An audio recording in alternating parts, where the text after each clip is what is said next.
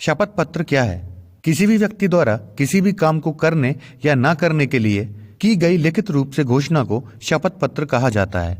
यह घोषणा ऐसे व्यक्तियों के समक्ष की जाती है जो कि नोटरी ऑफिसर या कमिश्नर हों। इन दो व्यक्तियों के सामने यह लिखित घोषणा की जाती है। शपथ पत्र को इंग्लिश में एफिडेविट और उर्दू में हलफनामा भी कहा जाता है। शपथ पत्र का इस्तेमाल बहुत सी जगह पर किया जाता है। सरकारी व गैर सरकारी दोनों प्रकार के कार्यों में शपथ पत्र का इस्तेमाल किया जाता है। उदाहरण के लिए जन्म प्रमाण पत्र, जाति प्रमाण पत्र, मैरिज सर्टिफिकेट, राशन कार्ड बनवाने में आपको शपथ पत्र देना होता है। यदि कोर्ट में आपके द्वारा कोई सिविल मामला दायर किया जाता है, उसके लिए भी आपको कोर्ट में शपथ पत्र देना होता है।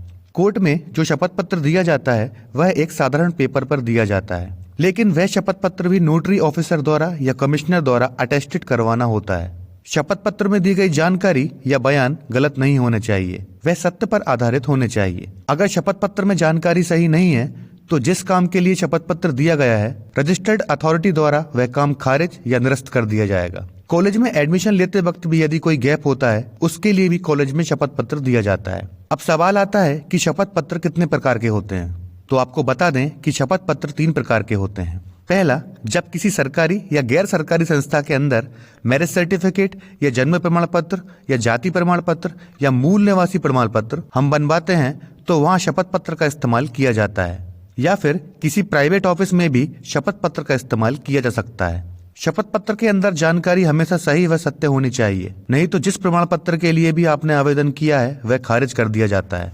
सेकेंड, दूसरा शपथ पत्र वह होता है जो कि कोर्ट के समक्ष देते हैं। लेकिन ध्यान देने वाली बात यहाँ पर यह है कि कोर्ट में भी 2 प्रकार के शपथ पत्र लिए जाते हैं।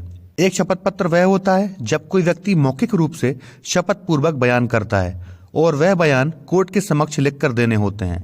और दूसरा शपथ पत्र वह होता है जो कि सिविल केस में गवाही के रूप में दिया जाता है। यह शपथ पत्र साधारण पेपर पर दिया जाता है जिसके ऊपर कोर्ट का नाम लिखा होता है और नोटरी द्वारा अटेस्टेड किया हुआ होता है।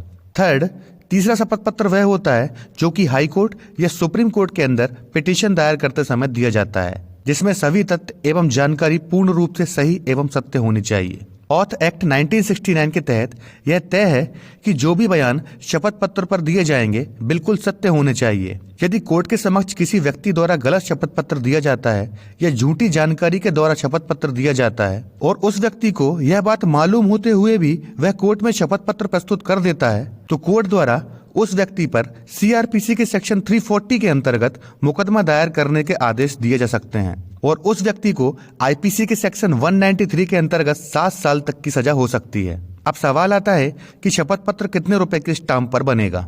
शपथ पत्र कितने रुपए के स्टाम्प पर बनेगा यह अथॉरिटी पर निर्भर होता है। जिस प्रकार का शपथ पत्र आपसे मांगा है वह उतने ही रुपए के स्टाम्प पर देना होता है जितना की अथॉरिटी आपसे बोले। और कोर्ट में जो शपथ पत्र प्रस्तुत होते हैं उन पर कोई स्टाम्प ड्यूटी नहीं लगती। वह एक साधारण पेपर पर दिया जाता है जो कि किसी भी नोटरी या कमिश्नर द्वारा अटेस्टेड करवाया जाता है और कोर्ट में पेश किया जाता है। कोर्ट के समक्ष पेश किए गए शपथ पत्र के ऊपर कोर्ट का नाम अंकित होता है। अगला, शपथ पत्र की भाषा क्या होगी। शपथ पत्र हिंदी व इंग्लिश भाषा में दिया जा सकता है।